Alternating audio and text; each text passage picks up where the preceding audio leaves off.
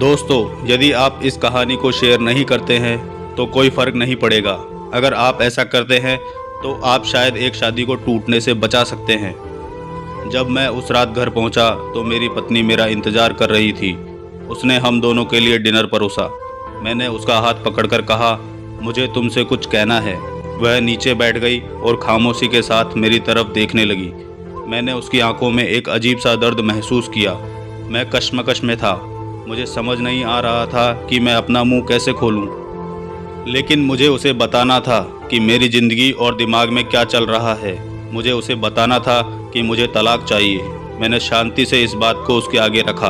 वह मेरी बातों से नाराज़ नहीं लग रही थी, बल्कि उसे धीरे से मुझसे पूछा, क्यों? मैंने उसके सवाल से परहेज किया। तब इससे वह नाराज़ हो गई। उसने अपने हाथ में पकड़ी चम्मच फेंक दी और मुझ पर चिल्लाई, तुम जानवर हो। उस रात हमने आपस में बात नहीं की। वह पूरी रात रोती रही। मुझे पता था कि वह जानना चाहती थी कि हमारी शादीशुदा जीवन को क्या हुआ था, लेकिन मैं शायद ही उसे कोई संतोषजनक उत्तर दे पाता। मैं उसे कैसे बताता कि जिस दिल में पहले उसका घर था, उस पर अब रीना का राज है। मैं अब उससे प्यार नहीं करता था, मुझे बस उस पर दया आती थी। अपराध बोध की गहरी भावना के साथ मैंने एक तलाक के समझौते का पेपर तैयार किया, जिसमें कहा गया था कि वह हमारा घर, हमारी कार और हमारी कंपनी की 30% हिस्सेदारी की मालकिन होगी। जब उसको मैंने वो पेपर दिए तो उसने पल भर उस पर नज़र डाली और फिर उसके टुकड़े टुकड़े कर दिए। जिस स्त्री ने अपने जीवन के 10 वर्ष मेरे साथ बिताए थे, वह अब अजनबी सी लगने लगी थी। मुझे उसके टाइम, संसाधनों और ऊर्जा जो उसने मुझ पर खर्च की, उसके लिए खेद हुआ। लेकिन मैंने जो कहा था, मैं उसे वापस नहीं ले सकता था, क्योंकि मैं रीना से बहुत प्यार करता था। अंत में वह मेरे सामने ज़ोर ज़ोर से रोई, जिसकी मुझे उम्मीद थी। मेरे लिए उसका रोना वास्तव में एक तरह की रिहाई जैसा था। तलाक का विचार, जिसने मुझे कई हफ्तों से परेशान किया था, अब और मजबूत और स्पष्ट अपनी मंजिल को पाने को लग रहा था। अगले दिन मैं बहुत देर से घर वापस आया और देखा कि वह मेज़ पर कुछ लिख रही थी। मैंने रात को खाना नहीं खाया और सीधे सोने चला गया, और बहुत जल्दी सो गया, क्योंकि मैं रीना के साथ एक व्यस्त दिन के बाद थक गया था। जब मैं उठा तब भी वह टेबल पर लिख रही थी। मुझे परवाह नहीं थी, इसलिए मैं पलट गया और फिर से सो गया। सुबह उसने अपनी तलाक की शर्तें मुझे बताई। वह मुझसे कुछ नहीं चाहती थी, लेकिन तलाक से पहले उसे 1 महीने का नोटिस चाहिए था। उसने अनुरोध किया कि उस एक महीने में हम दोनों यथासंभव सामान्य जीवन जीने के लिए संघर्ष करें। इसके लिए उसके कारण सरल थे। हमारे बेटे की 1 महीने में परीक्षा थी और वह हमारी टूटी हुई शादी से उसे मेंटली डिस्टर्ब नहीं करना चाहती थी। यह तो मुझे भी मंजूर था। बेटा तो हम दोनों का ही था, लेकिन उसके पास एक और शर्त थी। उसने मुझे याद करने के लिए कहा कि कैसे कैसे मैं उसे अपनी शादी के दिन दुल्हन के कमरे में लेके गया था। उसने रिक्वेस्ट किया कि इस 1 महीने तक हर दिन उसे अपने बेडरूम के सामने के दरवाजे तक लेके जाऊं। मुझे लगा कि वह पागल हो रही है, लेकिन हमारे साथ में बिताने वाले अंतिम दिनों को सहन किया जा सके और कोई ड्रामा क्रिएट ना हो, इसलिए मैंने उसका अजीब अनुरोध स्वीकार कर लिया। मैंने रीना को अपनी पत्नी की तलाक की शर्तों के बारे में बताया। वह ज़ोर ज़ोर से हंसी और उसे लगा कि यह सच में पागलपन है। कोई फ़र्क नहीं पड़ता वह कौन सी चालें चलती है, उसे तलाक का सामना करना ही पड़ेगा, उसने तिरस्कार पूर्वक कहा। अगले दिन से 1 महीने का नोटिस पीरियड शुरू हो गया। मेरे तलाक के इरादे को स्पष्ट रूप से व्यक्त किए जाने से पहले ही उसने मेरी पत्नी और मेरे बीच कोई शारीरिक संपर्क नहीं था। इसलिए जब मैंने उसे पहले दिन गोद में उठाया तो हम दोनों को अजीब सा लगा।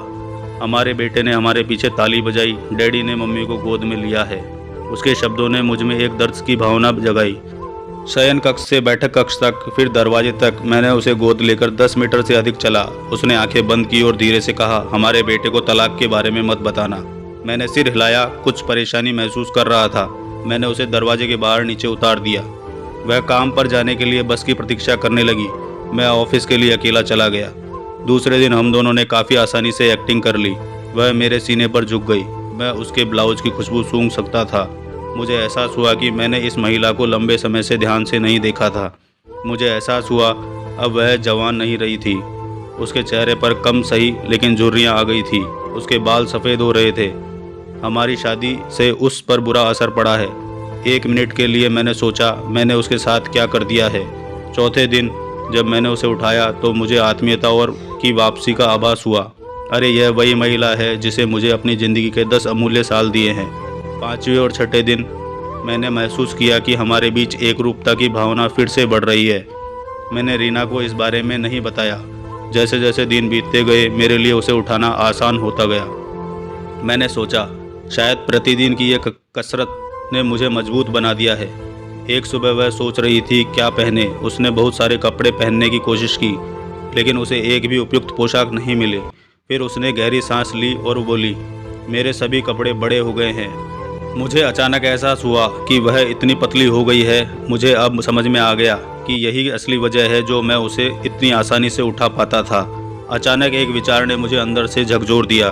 उसने अपने दिल में कितना दर्द और कितना दुख दबा रखा होगा जिससे उसकी ऐसी हालत हो चली है। अवचेतना में कभी इस बारे में सोच ही नहीं सका। मैंने उसके सिर को छुआ। हमारा बेटा उसी समय अंदर आया और बोला, पापा, माँ को गोदी में उठाने का समय हो गया है। इसके लिए इस 1 महीने में अपने पिता को अपनी माँ को गोदी में उठाकर ले जाते देखना उसके जीवन का एक अनिवार्य हिस्सा बन गया था। मेरी पत्नी ने हमारे बेटे को करीब आने का इशारा किया और उसे कसकर गले लगा लिया। मैंने अपना मुंह फेर लिया क्योंकि मुझे डर था कि मैं इस अंतिम समय में अपना विचार ना बदल दूं। फिर मैंने उसे अपनी बाहों में पकड़ लिया। शयन कक्ष से चलते हुए बैठक के कमरे से होते हुए दरवाजे तक उसने सौम्यता और स्वाभाविक रूप से अपने हाथ मेरी गर्दन के चारों ओर रख दिए।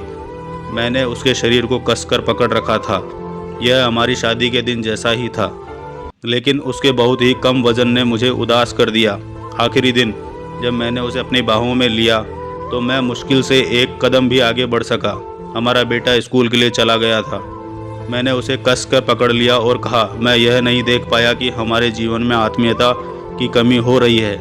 मैं ऑफिस चला गया। दरवाज़ा बंद किए बिना तेज़ी से कार के अंदर बैठ गया। मुझे डर था कि थोड़ी सी देर भी मेरा मन बदल जाएगा। मैं वहाँ चला गया जहाँ रीना रहती थी। रीना ने दरवाज़ा खोला और मैंने उससे कहा, सॉरी रीना, मैं अपनी पत्नी को अब तलाक नहीं दे पाऊँगा। उसने मुझे आश्चर्य से देखा। वो अचंभे में थी और फिर मेरे माथे को छुआ। क्या तुमको बुखार है? उसने पूछा।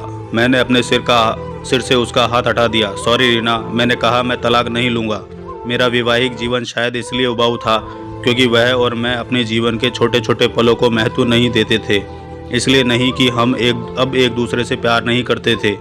अब मुझे एहसास हुआ है कि जब मैं उसे अपनी शादी के दिन अपने घर लेके आया था तब मैंने और उसने एक दूसरे से वादा किया था कि हम एक दूसरे के साथ तब तक नहीं छोड़ेंगे जब तक कि मौत हमें अलग ना कर दे। ऐसा लग रहा था कि रीना अचानक शौक से जाग गई। उसने मुझे एक जोरदार थप्पड़ मारा और फिर दरवाज़ा मेरे मुंह पे पटक दिया और फूट फूट कर रोने लगी। मैं उसके घर के बाहर आ गया और अपने घर की ओर चल दिया। रास्ते में फूलों की दुकान पर मैंने अपनी पत्नी के लिए फूलों का गुलदस्ता लिया। सेल्स गर्ल ने मुझसे पूछा कि कार्ड पर क्या लिखूं। मैं मुस्कुराया और लिखा, मैं तुम्हें हर सुबह उठाऊंगा जब तक कि मौत हमें अलग नहीं कर देती। उस शाम को मैं घर पहुंचा, हाथों में फूल और चेहरे पर बड़ी सी मुस्कान लिए। मैं सीढ़ियाँ चढ़ा और अपनी पत्नी को बिस्तर पर मृत पाया। मेरी पत्नी महीनों से कैंसर से लड़ रही थी और मैं रीना के साथ इतना व्यस्त था कि ना मैंने ध्यान दिया ना ही महसूस किया।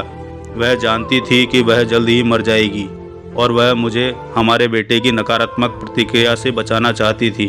अगर हम तलाक के साथ आगे बढ़ते तो मेरा बेटा मुझसे पक्का नफरत करता। कम से कम हमारे बेटे की नज़र में मैं एक प्यार करने वाला पति हूँ।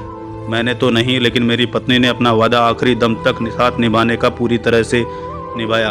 हाँ, पूरा जीवन अब मुझे पछतावे की आग में जलना था, मगर अब अपने आखिरी दम तक अपनी पत्नी से और अब भी ज़्यादा प्यार करता रहा, चाहे वो मेरे साथ नहीं थी। आपके जीवन के छोटे छोटे पल ही एक रिश्ते को वास्तव में मायने रखते हैं। यह हवेली, कार, संपत्ति, बैंक का पैसा नहीं है। ये खुशी के लिए अनुकूल माहौल बनाते हैं, लेकिन अपने आप में खुशी नहीं दे सकते। इसलिए अपने जीवन साथी के दोस्त बनने के लिए समय निकालें और एक दूसरे के लिए वो छोटे छोटे काम करें जो नवीनता पैदा करते हैं। एक वास्तविक सुखी जीवन, वैवाहिक जीवन जिए। यदि आप इस कहानी को शेयर नहीं करते हैं तो कोई फ़र्क नहीं पड़ेगा। अगर आप ऐसा करते हैं तो शायद एक शादी को टूटने से बचा सकते हैं। जीवन में कई बार ऐसे लोग असफल होते हैं जिन्हें इस बात का एहसास नहीं होता कि वे सफलता के इतने करीब थे जब उन्होंने हार मान ली। दोस्तों, कहानी को पूरा पढ़ने के लिए आपका दिल से धन्यवाद। अगर आपको यह कहानी अच्छी लगी हो तो कृपया इसे लाइक करें और अपने दोस्तों को शेयर करें और हमारे चैनल पर नए हों तो सब्सक्राइब करना ना भूलें, जिससे आपको ऐसी कहानियाँ समय समय पर मिलती रहे। धन्यवाद।